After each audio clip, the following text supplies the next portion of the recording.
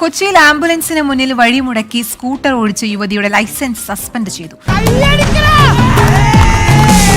6 മാസത്തേക്കാണ് suspend ചെയ്തത്. 7000 രൂപ പിഴയും ഈടാക്കി. എന്റെ അഭിപ്രായത്തിൽ ഇതിലെ ശിക്ഷ കുറഞ്ഞുപോയി എന്നുള്ളതാണ് ഞാൻ കണക്കാക്കുന്നത്. ഈ യുവതി തന്റെ ചിത്രങ്ങൾ അനാവശ്യമായി എടുത്തു എന്ന് പറഞ്ഞൊക്കെ തിരിച്ചും പരാതി കൊടുത്തിരുന്നു കേട്ടു. അരിയും തിന്ന് ആശാരിച്ചും കടിച്ചു, പിന്നെ പട്ടിക്കന്നെ മുറിവുറുപ്പ്. ഹോസ്പിറ്റലിൽ നിന്ന് ഒരു ഗുരുതരാവസ്ഥയിൽ കയ്യിന്റെ 2 പീസായി പോയി, മിഷീന്റെ ഇടയ്ക്ക് വിട്ടിട്ട് ഒരു പയ്യന്റെ. അത് സ്പെഷ്യലിസ്റ്റ് ഹോസ്പിറ്റലിലോട്ട് പോണായിരുന്നു.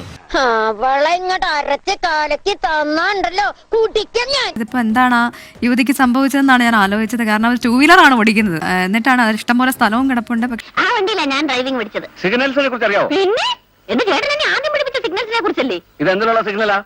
ഇത് പിന്നെ വരാന്ന് പറയുന്നതല്ലേ.